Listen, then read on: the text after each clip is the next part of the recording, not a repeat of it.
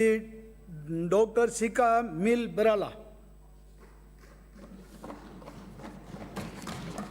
धन्यवाद सभापति महोदय, आपने मुझे मांग संख्या 39 और 40 पर बोलने का मौका दिया। समय का तकाजा देखते हुए मैं मंत्री महोदय को आपके माध्यम से मेरे विधानसभा क्षेत्र चोमू की जो मुख्य समस्याएं हैं उनसे अवगत कराना चाहूँगी और जो हमारे लोगों की मांगें हैं उनसे अवगत कराना चाहूँगी। चोमू नगर परिषद जो हमारा क्षेत्र है और काला डेरा जो नई नगर पालिका घोषित की गई है, वहाँ पर सफाई व्यवस्थाएं पूरी तरह से चरमराई हुई हैं। लोग अब किसकी तरफ देखें, जनता किसकी तरफ देखे, ये उन्हें समझ नहीं आ रहा है। पार्षदों का कार्यकाल हमारे नगर परिषद में पूरा हो चुका है और जो नई नगर पालिका बनी है उसमें कोई भी सुदृढ़ अभी सिस्टम डेवलप नहीं हो पाया है। सफाई कर्मचारियों को हमने ठेके पर दे रखा है, उनके मानदेय उन्हें टाइमली नहीं मिलते, उनका भुगतान नहीं होता है।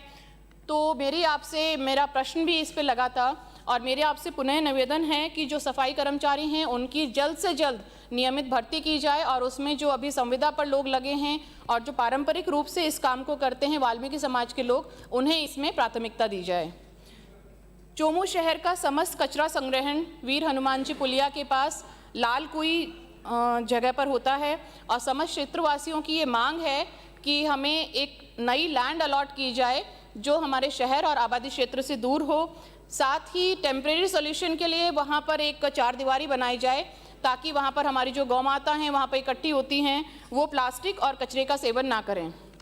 शहर की बढ़ती हुई आबादी को देखते हुए हमारे लोगों की मांग है कि वहाँ पर हमारे एक सीवरेज लाइन ज़रूर डाली जाए। और आपकी सरकार बड़े बड़े विकास के दावे करती है, तो मंत्री महोदय से मेरा निवेदन है कि आपके कोई भी एक सीनियर अधिकारी को, डीएलबी के कोई भी सीनियर अधिकारी को कचौलिया रोड के निरीक्षण के लिए एक बार भेज दें तो आपको समझ आ जाएगा कि आपके विकास का जो आईना है वो आपको वहाँ समझ आएगा और आपके जो भी दावे हैं खोखले नजर आएंगे। तो कचौलिया रोड को बिल्कुल उपेक्षित किया गया है, वहाँ पर कीचड़ पड़ा है, रोज़ हज़ारों लोग वहाँ से गुजरते हैं, पैदल लोग नहीं गुजर पाते हैं, गाड़ियों से नहीं गुजर पाते हैं, तो उस पर आप विशेष गंभीरता से देखें। स्ट्रीट लाइट्स की हालत भी चिंताजनक है। पिछले 2 वर्षों में नगर परिषद पर विद्युत विभाग को जो देय राशि है वो 7 करोड़ के लगभग है और आए दिन कनेक्शन काट लिया जाता है। पूरा शहर हमारा अंधेरे में डूब जाता है, हमारे लोगों की उसमें सुरक्षा भी काफ़ी प्रभावित होती है। और इन चीज़ों को देखते हुए हमें विचार करना होगा कि लोकल बॉडीज़ की जो रेवेन्यू है उसको हम कैसे बढ़ाएं। एक मध्य प्रदेश का उदाहरण है, वहाँ पर रेवा को पायलट प्रोजेक्ट के रूप में लेकर और प्राइवेट सेक्टर की तरह वहाँ पे एनर्जी ऑडिट कराई गई और 6 महीने में उनकी जो एनर्जी खपत थी वो 33% पे आ गई। तो ऐसा कुछ हमें भी हमारे राज्य में विचार करना चाहिए। CCMS सॉफ्टवेयर हमारे पास है पर उसका भी हम एक प्रॉपर यूज़ कर नहीं पा रहे। JDA की बात करें तो नाम तो विकास प्राधिकरण है पर हमें हमारे चोमू क्षेत्र में 3 पंचायतें पहले आती थी, मोरीचा, अनंतपुरा और जैतपुरा। कहीं भी हमें विकास दिखाई नहीं देता है, सड़कें बिल्कुल जर्जर हैं वहाँ पे। और अब तो JDA ने जो नया अपना नोटिफिकेशन निकाला है, एक तरफ काला डेरा तक, एक तरफ मालेरा तक, महार तक, गिनी चुनी पंचायतें हैं जो JDA के क्षेत्र से बाहर रही हैं। तो मेरा आपके माध्यम से सभापति महोदय निवेदन है मंत्री जी से कि हमें हमारे जो लोग हैं JDA के अंतर्गत आने के बाद में बिल्कुल उपेक्षित महसूस ना करें, वहाँ पे विकास कराया जाए। पहाड़ी इलाका भी आपने अपने अंडर लिया है तो एक नेचर पार्क ज़रूर डेवलप कराया जाए जो हमारे टूरिज्म को भी बढ़ावा देगा। एक सड़क है हमारे NH52 से अनंतपुरा ग्राम तक जो जाती है, सभी लोग नेशनल हाईवे खाटू श्याम जी भी जाते हैं तो हमारे यहाँ से गुजरते हैं। नेशनल हाईवे से वो रोड उस गांव तक पहुंचती है और उसमें सड़क कम दिखती है, गड्ढे ज़्यादा दिखते हैं, लोग बहुत परेशान हैं। तो मेरी आपसे एक निवेदन है कि इसके लिए आप बजट ज़रूर स्वीकृत करें।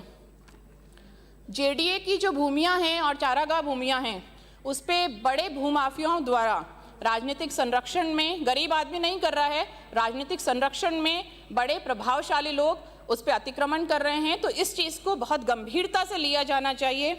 इलीगल कॉलोनाइजेशन, इलीगल निर्माण हैं वो धड़ल्ले से हो रहे हैं, पर आपका JDA अगर कार्रवाई करता है तो वो छोटे गरीब आदमी पे करता है जिसने किसी कोई दुकान बना ली, छोटा सा घर बना लिया। अवैध अतिक्रमण पे आप कार्रवाई करें, अवैध निर्माण पे भी करें, पर ये जो है ये ऊपर से नीचे होना चाहिए। ये नहीं कि हम गरीब आदमी पे कार्रवाई कर रहे हैं और प्रभावशाली लोग हैं और वो लोग अपना निर्माण जारी रख रहे हैं। माफ कीजिए, रेन वाटर हार्वेस्टिंग को हमारे सभी शहरी क्षेत्रों में सख्ती से लागू किया जाना चाहिए, क्योंकि जल संकट हमारे क्षेत्र के लिए तो एक बहुत बड़ी समस्या है और इस पे सब्सिडी जो नीति है उस पर भी विचार किया जाना चाहिए। एक मेरा सुझाव रहेगा कि यूडी टैक्स जमा कराने के लिए हमारा जो प्रोसेस है उसको सरलीकरण उसका किया जाए।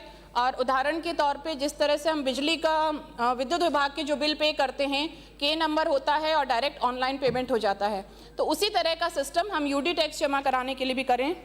अंत में मैं आपसे आग्रह करती हूँ कि चोमू की हमारी जो ज्वलंत समस्याएं हैं, सभी नगरवासियों की समस्याएं हैं, उनको आप गंभीरता से लें और जहाँ जहाँ ज़रूरी बजट है वो तो दें ही, और इसके साथ में जो हमारा क्षेत्र का सौंदर्यकरण है उसको भी आप ध्यान में रखें। आपने मुझे बोलने का वक्त दिया, बहुत बहुत धन्यवाद। श्री राधेश्याम जी बेरवा।